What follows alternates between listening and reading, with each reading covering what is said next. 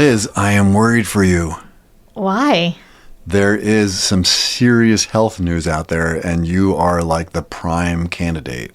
I have no idea what you're talking about. Well, logically, it's about chicken fingers. Okay, that makes sense. Do you know what happened? I don't. Yeah.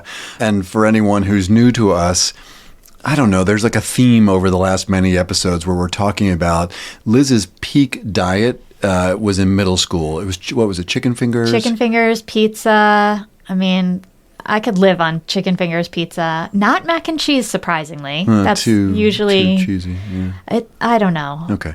So there was a chicken nugget recall from Purdue Farms. They've recalled over 167,000 pounds of frozen chicken nuggets after they discovered something in it. Can you imagine what it might be? I don't really think I want to even know what they found. It's like fragments of metal wires. Ooh, gross. This is a general public health warning, but especially for you, Liz.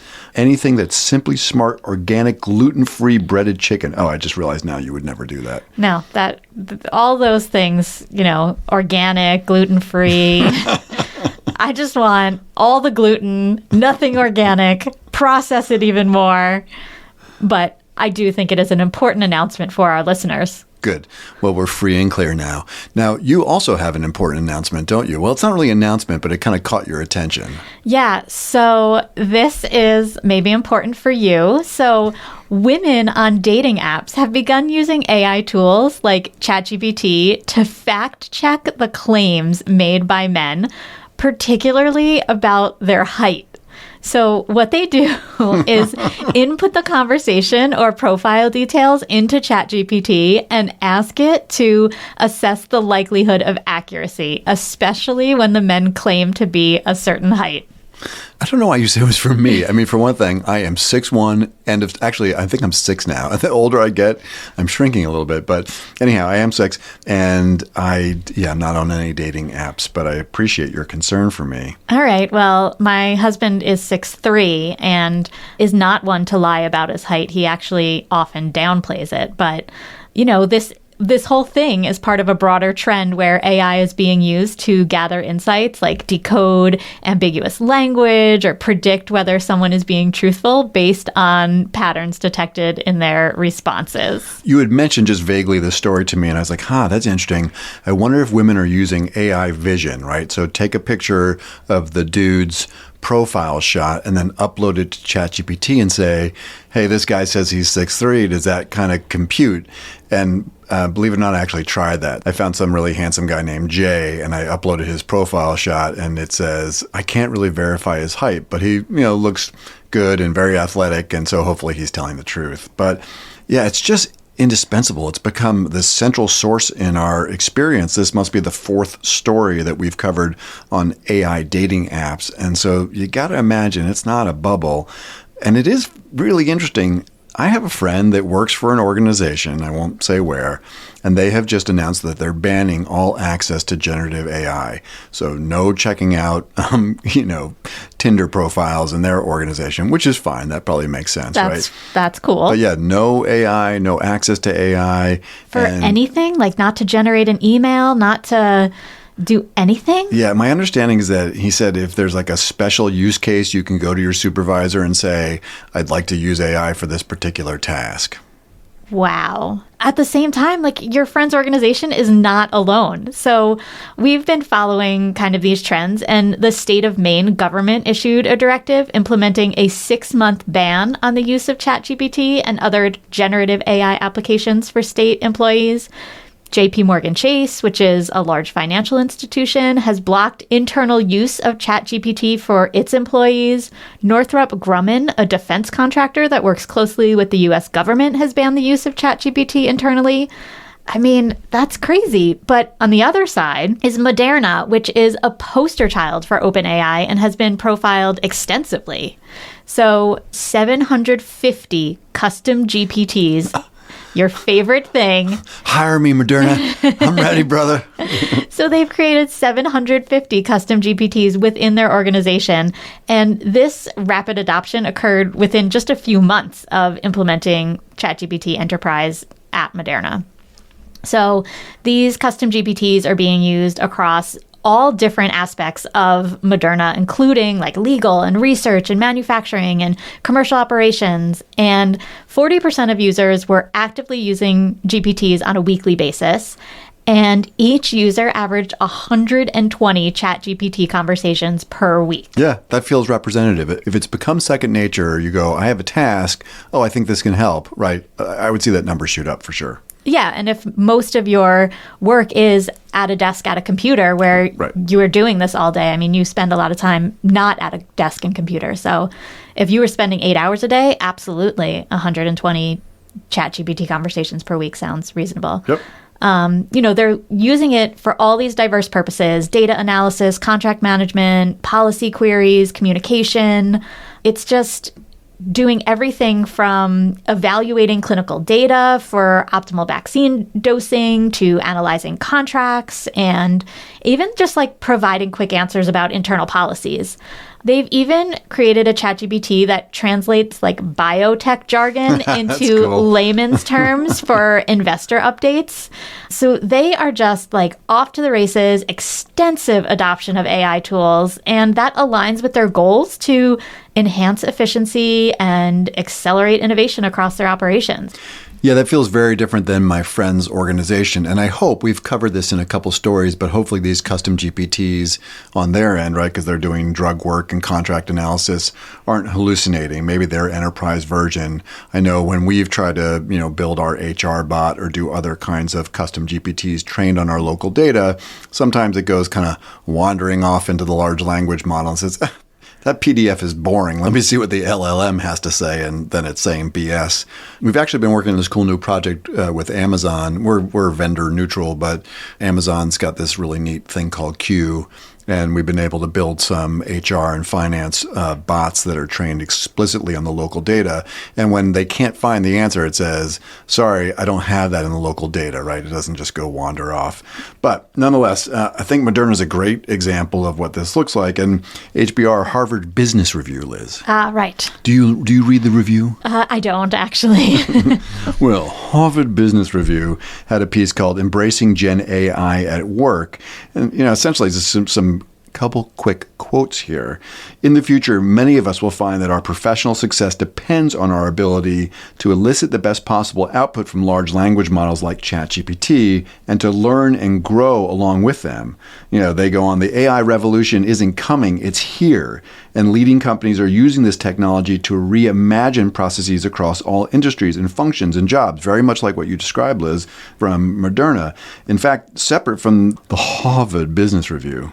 I sound so stupid.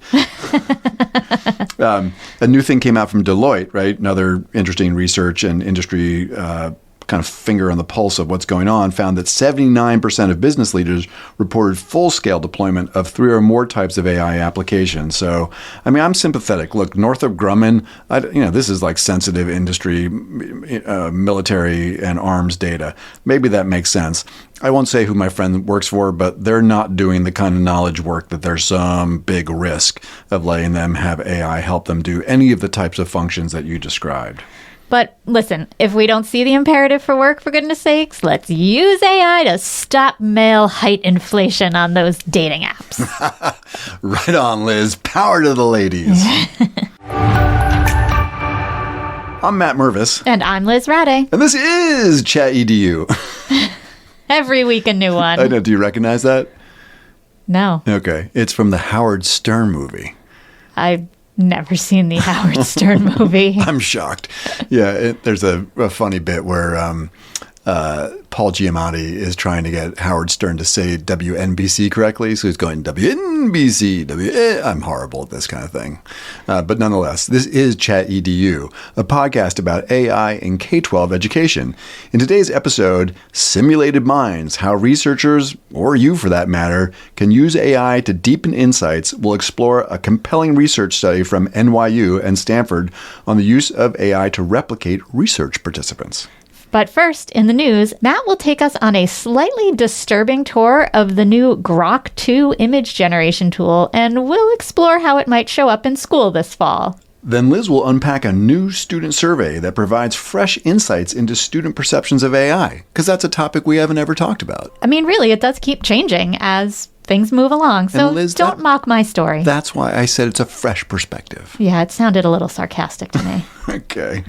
And after that, we'll go beneath the surface as we connect last week's pod on AI-supported research and a new study about the role AI can play in actually conducting social science research. Ooh, sounds exciting. And we'll... The sarcasm today, Matt Mervis. I'm sorry, it's Tuesday. And we'll end with another short stack chat back.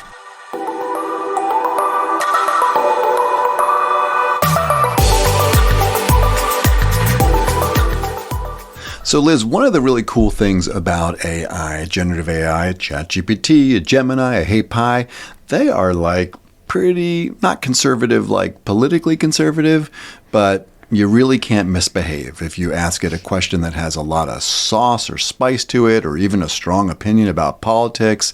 I mean, I think we've all bumped into this. It's like, sorry, as a large language model, I'm not really down to talk about that. Absolutely. I totally agree. And if you're using one of these large language models with a particular population, you can do some additional fine-tuning and customization. So we're working with the Department of Youth Services in Massachusetts, where with students who are in a residential Department of Youth Services Juvenile Justice Center, and they are doing personal interest projects, our favorite thing, and they're using our model, our Sidekick model, to help get some ideas for their projects and timelines and, supply lists. But we built into the back end that if they ask anything that isn't directly tied to their project, the large language model will come back and say, I can't help you with that, but I'm happy to answer questions about your project. Or if they put in inappropriate project ideas or something that isn't really going to work in their setting, it will also say, like, consider your setting. Will you be able to have access to whatever supplies you may need? So it's been really neat. And it's also actually been empathetic at times. So when a student has said something maybe a little out of frustration, the large language model will say things like, remember, this is only a moment in time. Take this opportunity while you are there to learn and reflect. And it's been so amazing. Yeah, we just got a nice email from the lead teacher who is talking, and this is I should just give a shout out. So this project is run by CES out of Northampton, Massachusetts. It's a great team. They support DYS, and they're very thoughtful about how they've been doing this work. So it's been really, really gratifying to see AI being used, and as you said, with additional guardrails, but also guidance. And so, that's been great. So part of what's interesting about this is that if you go back a generation, like go to the internet, right? The internet didn't have those types of guardrails built in, and you couldn't do fine tuning on top of them. And so what grew up was this massive filtering business, right? It's all the systems that schools use to filter out inappropriate or block content from the web, from the Wild West, right? And that's a big business. The global web content filtering market, which includes schools, is like almost a $4 billion industry in 2020, and is projected to grow 13 to 15% in between, now and 2028. So part of what's interesting about AI is that it's got these guardrails built into the system until now. Right? Oh, I thought we were just going to end on a, right. This is the great thing about AI. It's got guardrails. And then it all went to crap. So we're not going to lose our E, are we? I hope not. Yeah, two times now. Yeah. Yeah, I actually, in training, I do occasionally use a little bit of foul language. I'm amazed that we've gone as long as we have without Liz has a look of terror on her face. All right, I'll behave. So, yeah, all the major frontier models, Gemini, Claude, ChatGPT, they have these guardrails built in. But there is a new significant large language model, a frontier model that has slowly been emerging over the last year called Grok. Now, this is really XAI. So what a mouthful, right? So X, which used to be Twitter, had XAI, which was their AI large language model, and now it's called Grok, and then Grok 2. And Grok 2 has got a lot of attention over the last several days.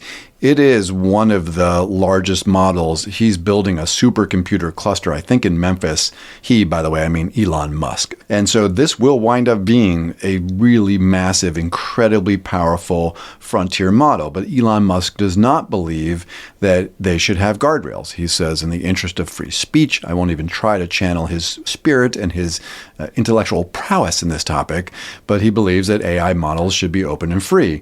And what's caught everyone's attention is the Grok 2 image generator, which lets you basically create anything. And because at heart, I'm a 14-year-old. I threw down $11, Liz, because I wanted to check out the Grok 2 AI image generation. I can only imagine what you then generated. And you're going to find out. Oh, I can hardly wait. All right, so this is how it works. I had an X account. Actually, I can't remember if I deleted it after the takeover. That might reveal a little something. But I have my X account, and then you have to subscribe to Premium. So sorry again, Cam, I spent $11. I won't keep it, I promise. So when you go to Premium, off of your kind of profile, you get access to all sorts of stuff. The very top one is Grok. So I click on Grok, and then up pops something like ChatGPT. It's interesting, this is almost like social AI. It's a new class, because if you think about Meta's AI embedded inside Instagram and WhatsApp and Facebook, and now, you're always on your phone, and so now this thing is basically inside my phone. So I don't know, give me something you'd like to see, Liz, that feels like it might not meet the content filtering standards of a ChatGPT image generation tool. But we have to keep it not safe for work, obviously. Kinda. You should see the look on Liz's face. She's like, I am not doing that. I don't even, that's not even where my brain goes. I don't even have ideas that are not safe for work. Well, fortunately, I do. Okay, why don't you come up with an idea? All right, I'll give you a tour de force of what I've sort of been doing here, and I'll show you a couple. So one area that I thought was interesting is politics, right? And we are not going to throw ourselves into the political discourse, but I was just curious, if I threw in different characters, what would it do? So, all right, I did Donald Trump kind of holding Kamala Harris side by side with his arm wrapped around her, and she had a big pregnant belly, and he had his hand on it. That's so disturbing. And Right. It generated that image for you? Yeah, precisely. You want to take a look? Yeah, I mean, it looks like the two of them. She's pregnant. He's got her hand on her, both around her shoulders and on her stomach, which, gross. I can't believe it just made that image for you. Yeah. So I wanted to move away from there. So I thought, well, what would be good for school folks? And it's pretty disturbing. We'll drop an article in because some of these things I don't want to really allude to. You can let your imagination run, but you can take, kind of not great scenarios that one might see from schools, go from bullying and then just move right on up from there. Substance abuse of teachers. Here's a teacher, inebriated in a classroom. I mean, it will create anything. Occasionally it will pop up and say, oh, this is too much about violence or it's too much about youth. But generally, it's pretty happy to create anything you want. I went then to Mickey Mouse, obviously, and I was like, give me a picture of Mickey and Minnie at a bar. And then I said, kind of inebriated, more inebriated.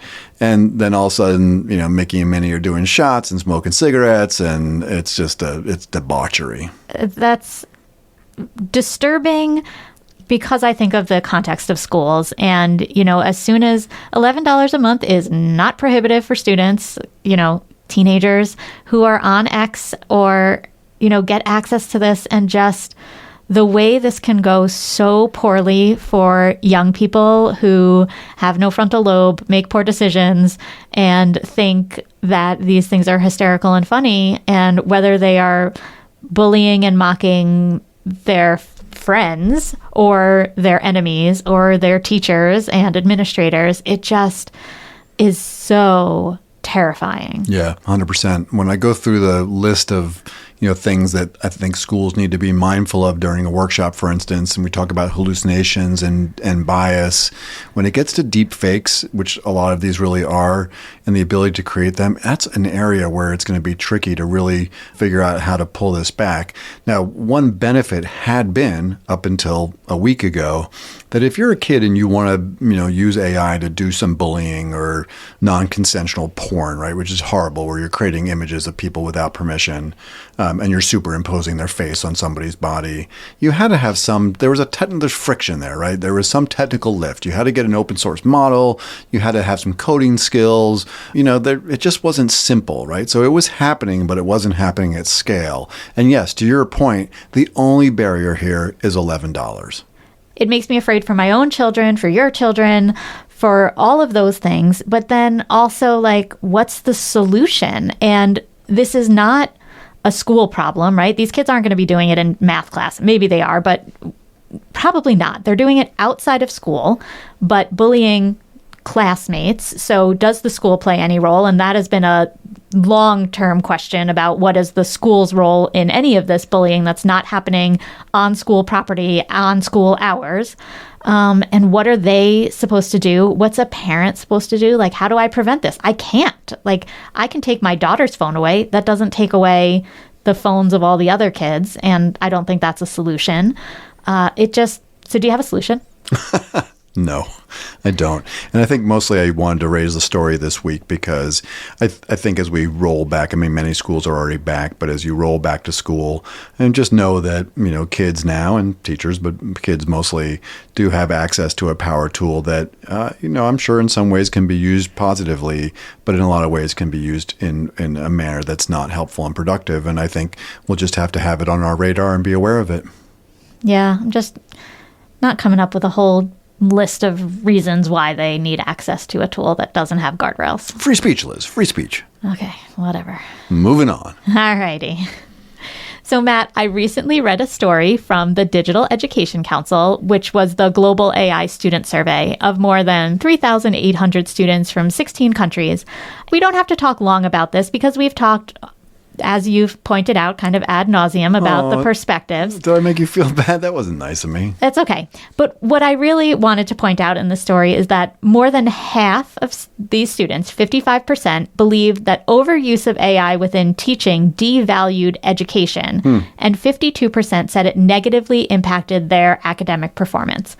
And, that was something that really caught my eye because, where is the value of education and the value of having professors if they are using AI to generate content? If the students are using AI, where is the value of education? What are you paying for? At least in the United States. Other countries have free post-secondary education. But, where is that value for education if there is so much AI use? Yesterday, I had a really great conversation with one of my closest friends, Brianne, who is a professor, and she and I have been friends since our undergrad days. She is one of these absolute smartest people I know, and she is now a professor, and she teaches in the speech language pathology department. And one of the earliest assignments her students do in Speech Path 101, so these are freshmen looking to become speech language pathologists. Traditionally, this assignment was write a 2-page paper, pick a disease that impacts speech, and write about it. And she's really struggling with how to get content knowledge kind of into these students, but also knows that this is an assignment that easily could be done by ChatGPT or any other large language model.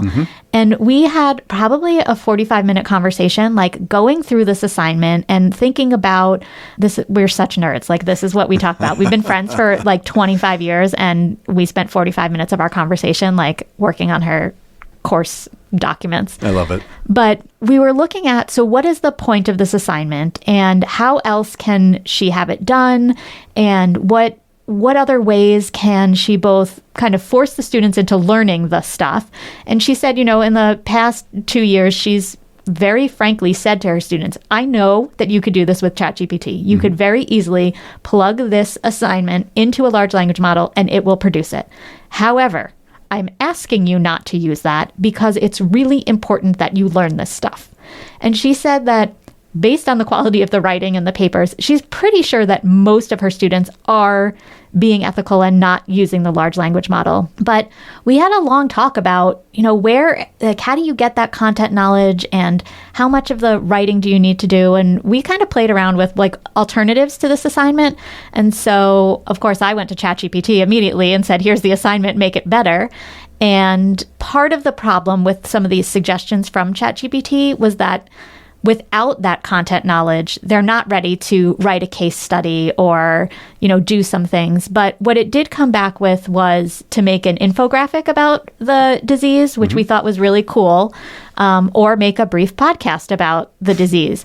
And so I said, so Brianne, what we're really getting at here is communication. And so if we are thinking big about the skills we want, your students to have, it's about understanding the disease, but then also being able ultimately to communicate this information if you are ever diagnosing a patient with this. So I think she's going to change the assignment. There's a lot of hoops she has to jump through to be able to change an assignment at a university when there's multiple people teaching it. All right. Sure. But, it was something that she's really struggling with as, what is her role? What is the value of a degree in speech pathology if so much of the work can be done by AI? And what does she really need her students to be able to do? Sure. I mean, it sounds very much like the world languages teacher that we talked about last week who had that same realization. My kids this assignment is not going to work. My kids are going to use AI. So she turned to her colleagues, much like Brianne turned to you. I love it. And said, how do I fix this? I'm hoping that you did direct her to skills21.org/prompts and use the durable assessment prompt. Absolutely, I did. I don't think you did. Well, I was right there. She had full access to all of me and my brain. Yeah, exactly. Right. So even better. But I think this is evolving, but it's going to come down to 3 or 4 things, right? One is just what she described to the kids, some kind of ethical sense. Hey, this is important. It's the way you're going to learn this skill. You're paying good money in this case is by just doing it and not turning to AI.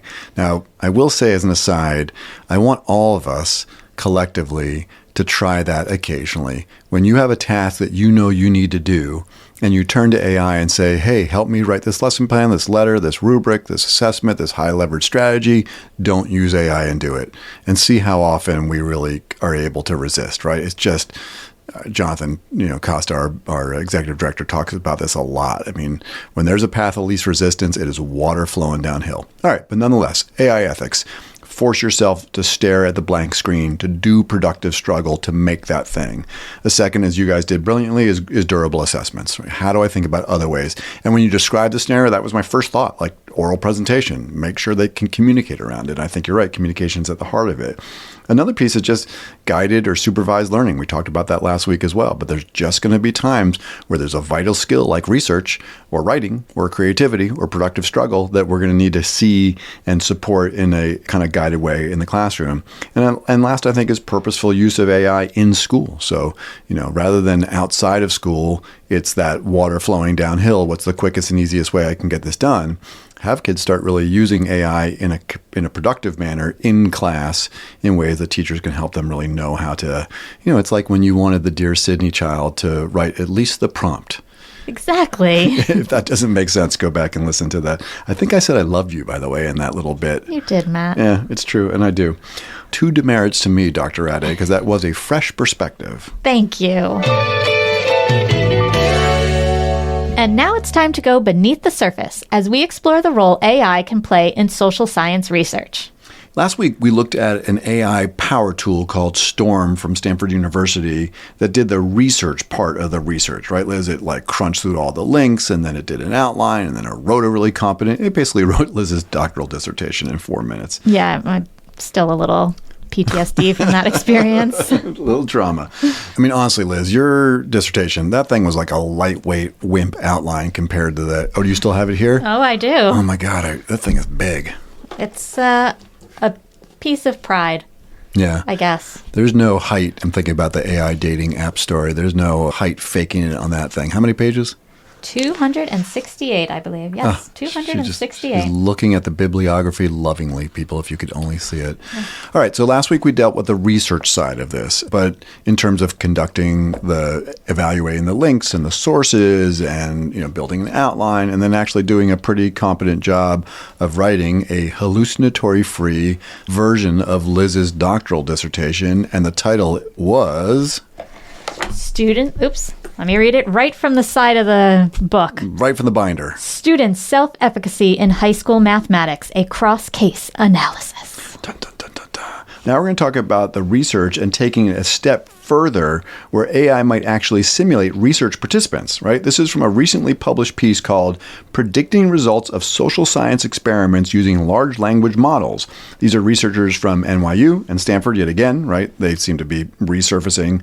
So let's unpack this a little bit, and then we'll see if we can take this approach for a test drive. So the research paper explores the ability of large language models, specifically GPT-4, to predict the results of social science experiments, right? So the study analyzed 70 pre-registered, nationally representative survey experiments involving 105,000 participants to evaluate whether or not large language models can simulate human responses to experimental stimuli. It's kind of wild. The results show that GPT-4 predictions correlate strongly with the actual experimental outcomes, in some cases even with higher accuracy for unpublished studies. So this suggests that large language models can effectively augment, and I like the word they use, augment, traditional experimental methods, right? Is this making sense? So basically, rather than having a participant do a research study where we know like the profile and about the person, the LLM takes on their role, right? So the paper also, sorry, I did say, does it make sense? Does it make sense? It does make sense so far. Keep going. Okay, so the paper also discusses the potential applications, such as using large language models to run cost-effective pilot studies. Yeah, I guess sometimes you have to pay those people, right? And it highlights the risks of limitations, including potential biases and misuse. Okay, so that's interesting because when people need to do research, they need subjects. And I heard once, and I don't know if it's true, don't quote me, that like college sophomores are the most studied population in the country because psychology students need subjects. And so often at a university, they'll just like send out a call to the student population to come and fill in this survey. I did a bunch of them when I was in college. You got paid like $10 to do it. And I think I probably got like 3 points extra credit, always looking for the extra credit, to come and like do these surveys. So, because normally that's what you have to do. If you want large amounts of data, you actually have to go and collect large amounts of data from actual humans. So you're saying this could augment that? Yeah. Did you use the $10 for chicken fingers? Probably. Okay, so this is about generative AI's ability to simulate the actual profile or persona of the individuals. So in my case, I guess that's not a surprise, as we get tons of benefits from giving large language model roles or personas in the prompting that we do. So you can, of course, see them all at skills21.org/prompts. But for example, we're talking things like you would tell the AI to play the role of Frederick Douglass and engage in a conversation about abolition and racial equality with a student. Or you would ask the AI to interpret Charlie Munger's inversion theory to analyze a school initiative, which could lead to some interesting and unconventional insights. That's been a hit, actually, during leadership retreats. That one's been great. One we featured in our prediction show this summer is you act as a world-class prognosticator, predicting the impact of AI on a given topic using Ethan Mollick's 4 future AI scenarios. But here, in this example, the team from Stanford and NYU are going much deeper than these kind of surface-level role assignments. Okay, so let me tell you a little bit more about the study. So it involves generating predictions by creating simulated responses from AI-generated research personas based on specific demographic personas. So these personas include demographic profiles, where the AI is prompted to simulate responses from participants based on different genders or ages or races or educational backgrounds. You can probably combine them. And the model might simulate how a middle-aged, college-educated white male who identifies as Democrat would respond to a public health message.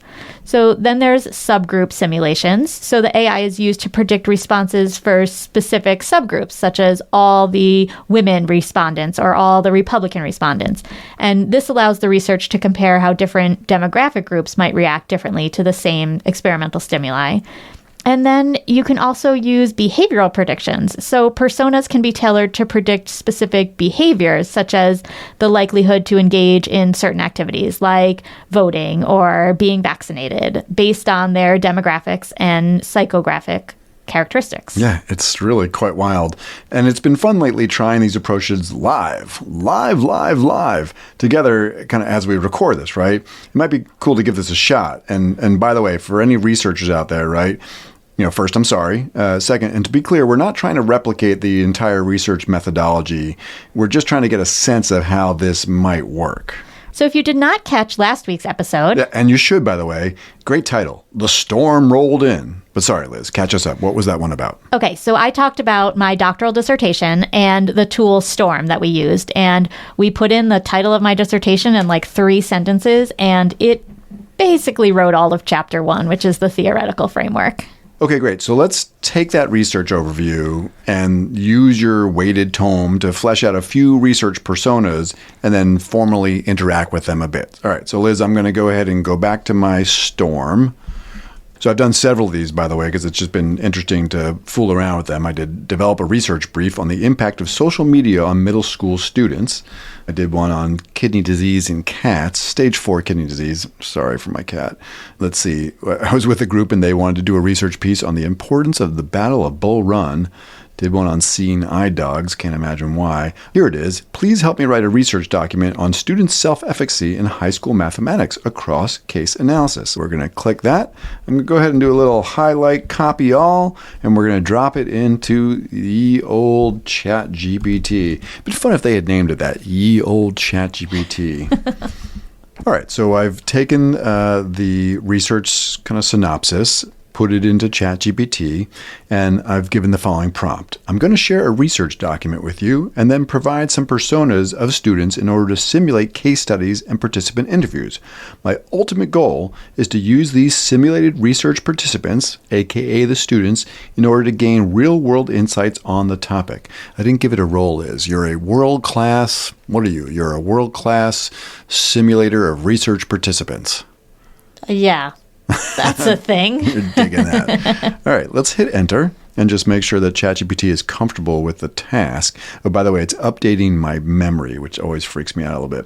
This sounds like a solid approach, says the old GPT. Once you share the research document and student personas, we can work on simulating case studies and interviews to help you gain valuable insights. Feel free to send over the details whenever you're ready. Always thoughtful about my time. Yeah. So what's the next step here? Do we want to describe my 4 cases? Let's talk about the students. And I think we'll probably just pick one, but give us like the profiles of the 4 students that you were working with. Okay, so Melissa was my classic case. So all of these students were juniors and seniors. They all had diagnosed learning disabilities. They all really struggled with math. So that was kind of baseline. That's how they got into my study. And I was their teacher. So Melissa had math learning disabilities, but throughout the year, as she did well, her self-efficacy grew.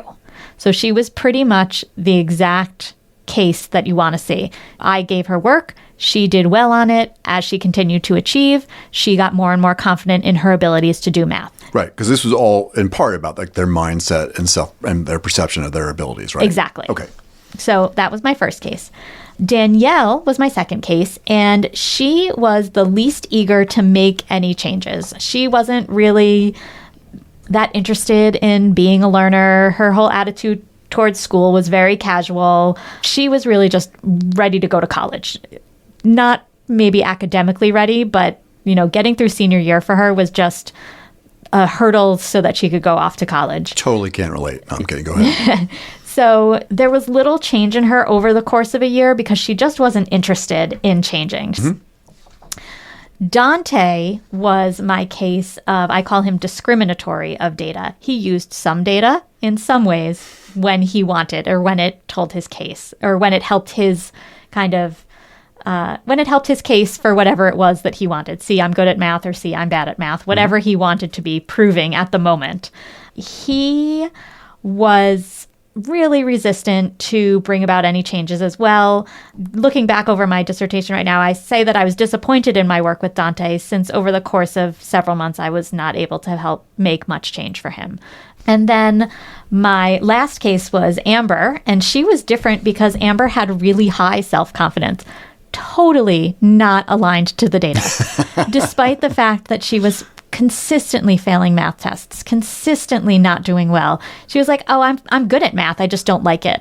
Or it's because I'm not trying hard. Like really just ignoring the data that is showing her that like, no, actually you don't know this content. She'd be like, oh, I know it, I just don't want to do it now. Oh, I know it, I'm not I'm in a bad mood, so I'm not going to do it. And I'm like, it seems like you always have an excuse for why you didn't do well, but really the data is showing you that it's because you don't have the content knowledge. Yep.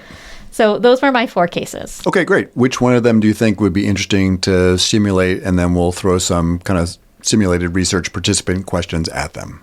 I think the last case of Amber, who was data ignorant, because I wanted to kind of challenge ChatGPT. Okay, let's try it. So I've plugged in Amber's profile, her persona, and I said to ChatGPT, let me know if you have any other questions about Amber, and then we'll simulate some research questions. And it says, Amber's background provides some good foundation for exploring how self-efficacy and other factors impact her learning experience. To get a clearer picture, I have a few questions. So ChatGPT wants to know about her academic performance, her grades, and other subjects. Does she generally perform well in math classes? So in other subjects, she's a very good student, an A or a B student, but math has always been a struggle, and she has never done well in math class. Okay, excellent. Up next, support systems. What kind of supports does Amber receive at school for her math disability? Does she have access to tutoring, counseling, or accommodations? Yes, Amber has all the accommodations that she needs for math, including extended time and use of a calculator. She also only takes math in a tutorial setting, so there are only 3 students in her math class. Excellent, Dr. Ratty. I'm getting a real feel here. All right, attitudes towards math. How does Amber feel about math on a day-to-day basis? Does she express frustration, avoidance, any particular emotion when it comes to math? She believes math is boring and irrelevant to her life. All right, I like it. Moving on. Peer influence. Since Amber is popular and seen as a leader, how do her peers influence her attitude towards math? Does she rely on them for help? Does she try to hide her struggles? She definitely tries to hide her struggles. She would never ask a peer for help in math. She would not offer to answer a question in class. Definitely tries to hide it. Cool. And then finally, future goals. What are Amber's goals after high school? Does she have any aspirations that might be impacted by her math performance? Yes, she would like to go and study forensic psychology and understands that there will be math in college required to do that, but she thinks she'll be okay as long as it's interesting. All right, so I'm about to hit the little enter button here to provide the follow-up questions, but what do you think about the questions that ChatGPT asked you to kind of unpack her persona a little bit? I think they're all really relevant and really important to build the full persona of a student when we're looking at self-efficacy. I'm actually pretty impressed. All right, let's see. All right, this is getting really good. So the response is, with this additional information, we can simulate some research interview questions that might help uncover more about Amber's self-efficacy in math, and ultimately, right, using that persona to better understand the topic, her strategies for coping with challenges, and how her beliefs might influence her future studies. And then it goes on to say, here are a few potential questions. Let me give like 1 or 2, and then we're going to pick one. So one is perception of math. Amber, you mentioned that math seems boring and irrelevant to you. Can you describe a time when you felt math was interesting or engaging? What made it different? Or here's one on peer dynamics. You said that you don't care what your peers think about your math attitudes. How does that influence the way you participate in class or seek help when you need it? Right? And then I think this is the one we'll try. Future aspirations. Knowing that forensic psychology involves a lot of math, how do you plan to approach these challenges? What strategies do you think will help you succeed? Let's do that one. I like it. Okay, perfect. So we're going to go ahead and drop in that question specifically. Now, let's think a little bit about the prompt. All right, so here's the big test. I mean, Liz just offline, right? We're pausing here and there. Read me like this fantastic quote from Amber. So we'll see if by providing the persona and the background and the overall paper that was given to ChatGPT for context, what it might look like. So it says, this question is well targeted and could provide some valuable insights into Amber's mindset and planning strategies. It invites her to think about the future and how she might overcome math challenges she anticipates in her chosen field. Her response could reveal her level of self-efficacy, problem-solving approach, and her willingness to engage with math. And so it says, to simulate an answer Amber might give, she could say something like this. I almost want to do it in Amber's voice. Actually, maybe you should read it, Liz, because at least you'll sound a little bit more like Amber. Okay, so here's what Amber might say. I know that forensic psychology will require a lot of math, especially when it comes to statistics and data analysis. I plan to approach these challenges by finding ways to make the math interesting and relevant to what I'm studying. If I can see how the math applies to real-world cases or psychological research, I think I'll be more motivated to learn it. I also think using tools like a calculator and getting extra time on tests will help me manage the workload. I might try to find a tutor who can explain the math in a way that connects directly to forensic psychology. That way, I can see the bigger picture and understand why it's important. What do you think? So, Matt, I think that's so interesting because I'm going to read you the exact quote when I asked Amber a similar question. I love it. So I asked, this is directly from my dissertation. I asked how she thought she would do with the math classes in college required to go into this field, and she replied, I think I'm going to have trouble with it, but if I really stick to it and I'm really motivated, I'll be able to get through it. The proper motivation, she believed, was the key to her success. So I think that's almost exactly what ChatGPT, as Amber said, that it's all about making it interesting and being relevant to her, and that then she'll be motivated to learn it. Amber, we didn't even need you.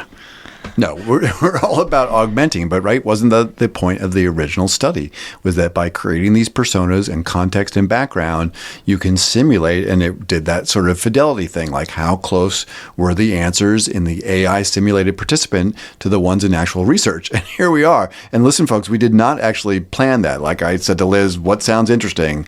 She said that question, and then boom, here it is coming from her dissertation directly. I love the other quote from Amber, though. Can you give us it just feels like it has a little bit more Amber flavor. Sure. So she said, I've really, really, really hated doing graphs because I know how to do it. It's just that my brain doesn't want to work with me unless it's a necessary thing.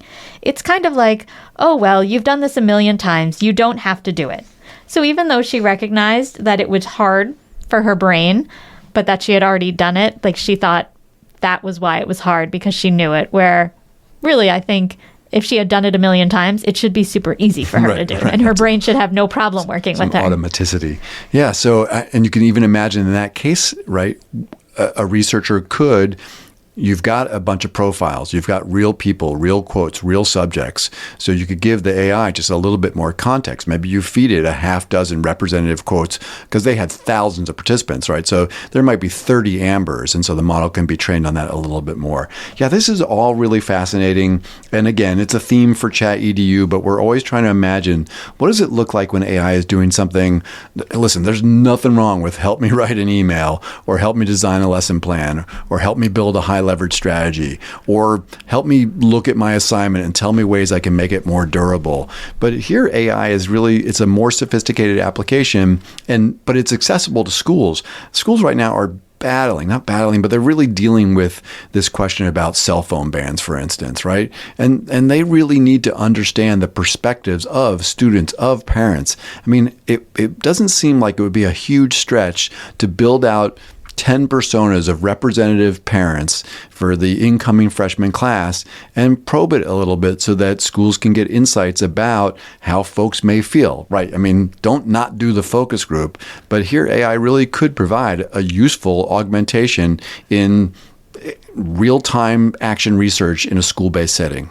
Yeah, as I think about, how would I use this? And so when you interview someone, you only get one chance. And it's so important how you word every question because you don't want the questions to be leading or you don't want to kind of influence the way that they are going to answer. And so I'm wondering if I could use this tool when I was writing my dissertation or as I continue to write to kind of role play through the questions and make sure that it was eliciting the right information. And then I'm also thinking as a teacher, could you role play or could you then put in a lesson plan or something and see like, how is Amber going to respond to this? Mm-hmm. Or if I give it personas of 10 of my students, how are they going to respond to this lesson? And what are they going to do and how could I make it better?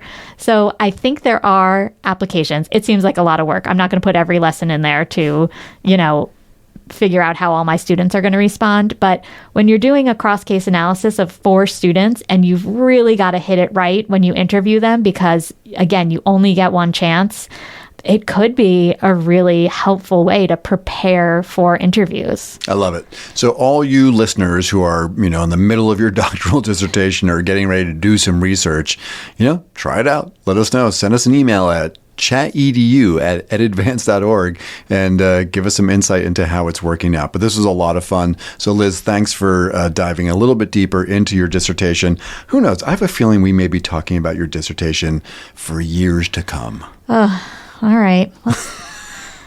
Maybe when my book comes out, we'll be able to talk about the book instead. Yes. Okay. That sounds like fun. Yeah.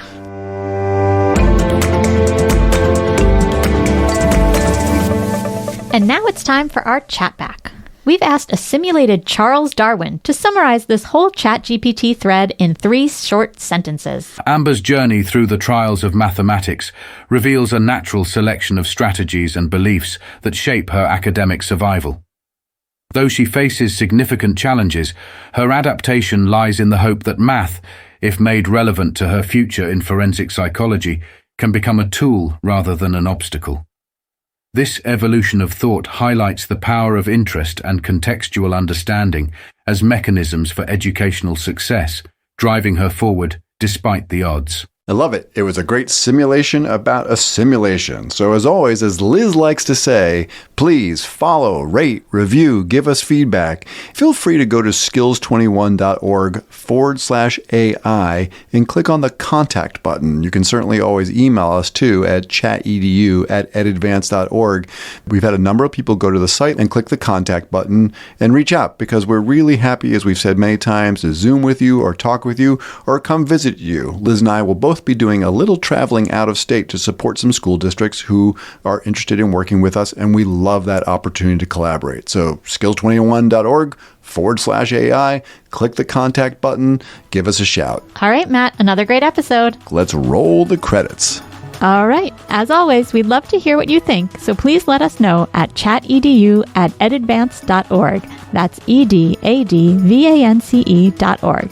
And also rate, review, and subscribe to the podcast on whatever platform you are using. ChatEDU is brought to you by EdAdvance, the nonprofit regional education service center in Litchfield, Connecticut.